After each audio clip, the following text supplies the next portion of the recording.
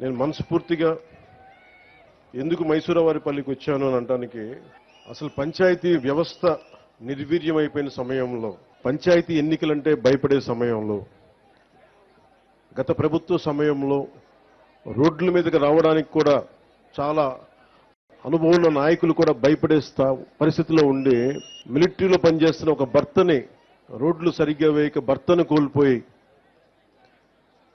తన భర్తను కోల్పోయి గ్రామానికి భర్త ఆశయాలను ముందుకు తీసుకెళ్లాలి అని చెప్పి కారుమంచి సంయుక్త గారు నిలబడి సర్పంచ్గా నిలబడి అత్యంత ప్రతికూల పరిస్థితుల్లో నిలబడి గెలిచిన తర్వాత నాకు నిజంగా గుండె కదిలించేసింది. నేను ఆ రోజున కారుమంచి సంయుక్త గారికి నిలబడ్డప్పుడు నేను ఒకటే కోరుకున్నాను. ఆ రోజున అందరినీ 13,326 పంచాయతీలు, మనకి పంచాయతీలు చాలా కీలకం.